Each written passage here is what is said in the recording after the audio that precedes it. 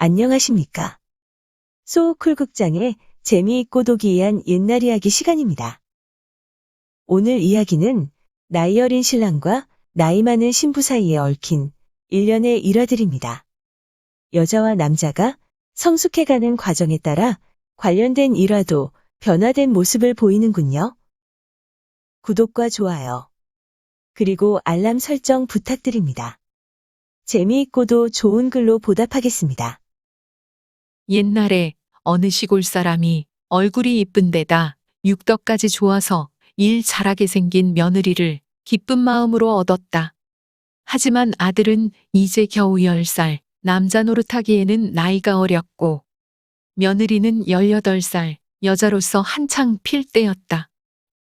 원래 처가에서 사흘을 묵어야 하는데 꼬마 신랑은 엄마 품이 그리워서인지 어떤지 첫날 밤만 처가에서 지내고 집으로 돌아왔다. 시집에서는 며칠 후 좋은 날을 가려서 며느리를 집으로 데려왔는데 이때 바깥사돈까지 상객으로 같이 왔다. 동네 사람들이 우르르 모여 새 신부 구경을 하면서 덕담을 하는데 순간 신랑이 손가락으로 신부를 가리키면서 말했다. 엄마, 저 여자가 또 왔어. 며칠 전 저 팔로 나를 눕히고 끌어안으면서 다리로 나를 끼운 다음에 무겁게 내리눌렀어. 그런 다음 제 오줌 누는 곳으로 내 것을 밤새껏 문지르고 배 위에 타기도 했어. 그러면서 헐떡거리고 씩씩거리면서 나를 못 살게 했어. 또 나를 붙잡아 그 짓을 하려고. 엄마, 나 저 여자가 무서워. 신랑은 울면서 밖으로 달아났는데 자리에 있던 사람들은 사돈과 신부의 체면을 생각해 먼 산만 바라봤다. 그렇게 저렇게 시간이 흐르자 나이차가 나는 신랑 신부는 그럭저럭 한 방에 살아야 한다는 현실에 적응하기 시작했다. 그런데 골칫거리가 하나 생겼다.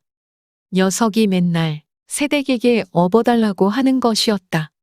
시어머니가 이것저것 잔뜩 시켜놓고 밭에 나가면 뒷간에 갈 시간도 없이 종종거려도 다 할똥말똥인데 철없는 신랑이 노상 업어달라고 조르니 이것 참 환장할 노릇이었다.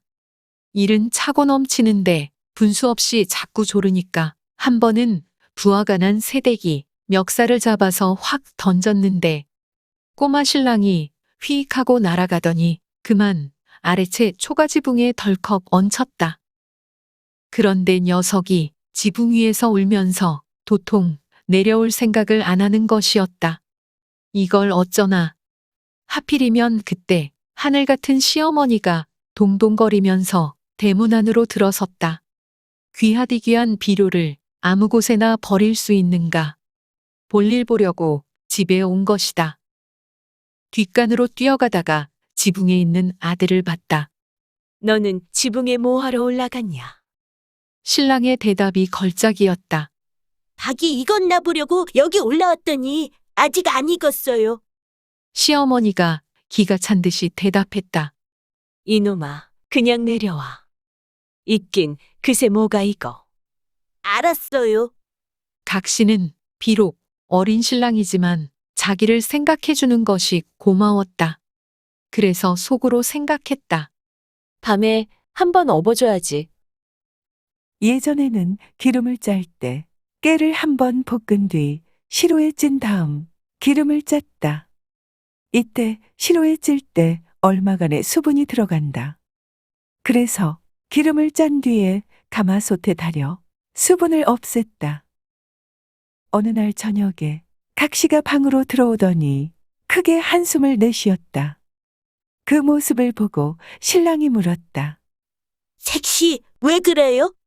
어머님이 기름을 가마솥에 놓고 내일 달인다고 하셨는데 무심코 내가 그 솥에다 물을 부었어요. 그러니까 꼬마 신랑이 자기 가슴을 탁 하고 치며 큰 소리를 쳤다. 색시, 걱정 꽉 붙들어 매세요. 그러더니 다음 날 아침에 나가서는 가마솥에다 물을 퍼다 부었다. 그 모습을 보고 시어머니가 기겁했다. 너 도대체 왜 그러느냐?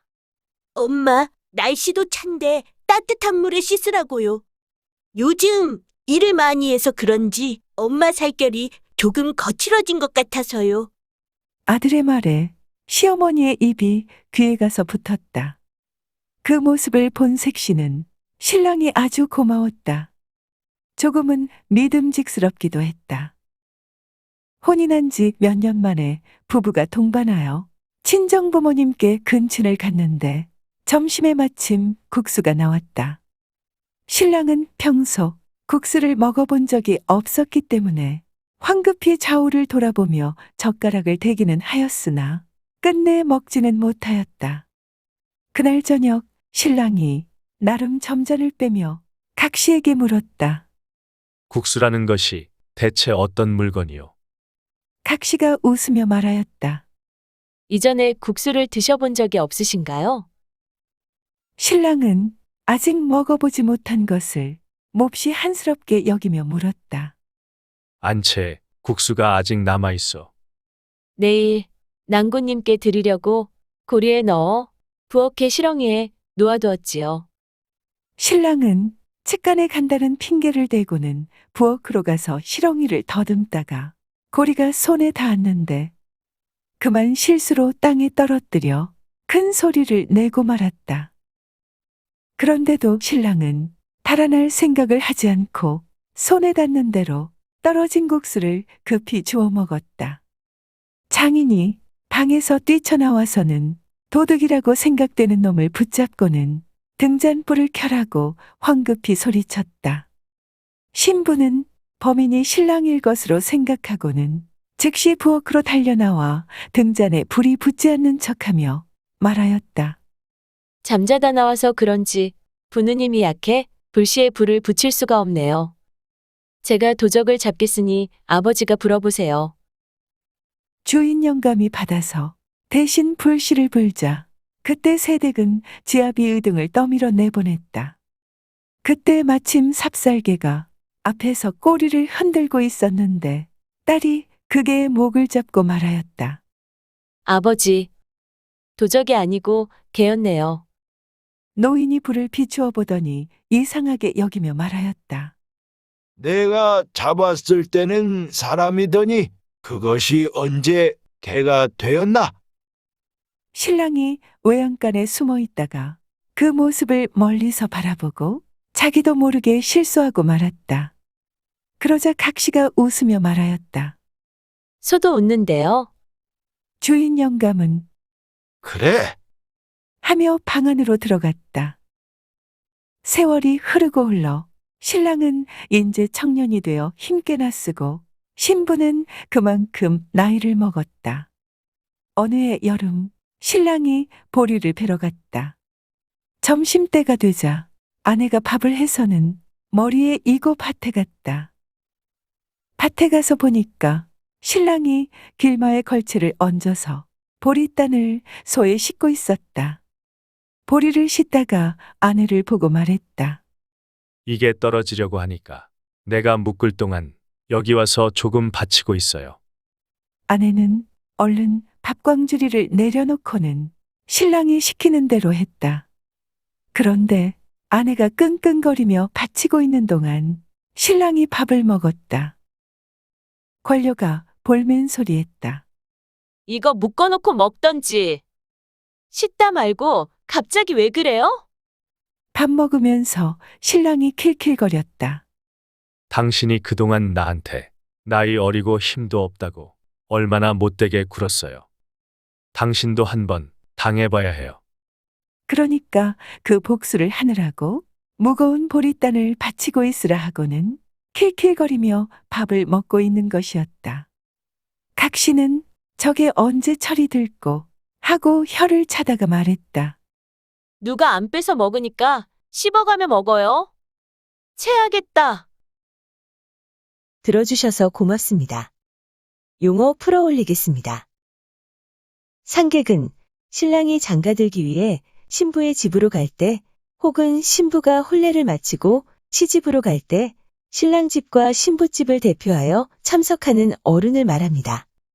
근친은 시집간 딸이 친정에 가서 부모님을 만나는 것입니다. 측간은 뒷간, 즉 변소입니다. 고리는 껍질을 벗긴 버들 속까지 가는 쌀이채 혹은 대오리 등으로 엮어서 상자같이 만든 저장 용기입니다. 길마는 소 등에 얹어 물건을 운반하는 데 쓰는 연장입니다. 걸채는 소의 길마 위에 덧얹어 볕단이나 보리단 등을 싣는 기구입니다. 참고 문헌 및 자료 출처 소개해 올리겠습니다. 구연자는 민옥수녀사이며 이것을 황인 덕교수님이 편저해서 만든 책, 이야기꾼 구연설화가 모본입니다. 김영균 선생이 편저한 책, 한국의 해학과 육담을 참고했습니다. 한국민족문화 대백과사전, 한국민속 대백과사전 그리고 국립민속박물관의 기사와 사진을 빌렸습니다. 간송미술관의 소장품을 빌렸습니다. 하나은행의 블로그, 하나원 큐블로그에서 조선시대 400년간 부를 이어온 경주 최부자 가문의 비법은 무엇에 일러스트와 사진을 빌렸습니다. 에듀넷의 초행과 초래에 관한 기사와 일러스트를 빌렸습니다. 국립민속박물관 특별전, 기산 풍속화에서 민속을 찾다 해서 도록을 빌렸습니다. 영국인 화가 엘리자베스 키스의 그림을 빌렸습니다. 현대화가 김경희의 풍속화 몇 점을 빌렸습니다. 위키백과와 나무위키의 기사와 사진을 빌렸습니다. 조선시대 화가 김준근과 김홍도의 그림 몇 점을 빌렸습니다. 픽사베이, 픽스타 그리고 게티 이미지뱅크의 사진과 일러스트를 빌렸습니다. 소 쿨극장은 일주일에 3번, 매주 화요일, 목요일 그리고 토요일 오전 10시 전후에 이야기를 올립니다. 고맙습니다. 다음에 만날 때까지 안녕히 계셔요.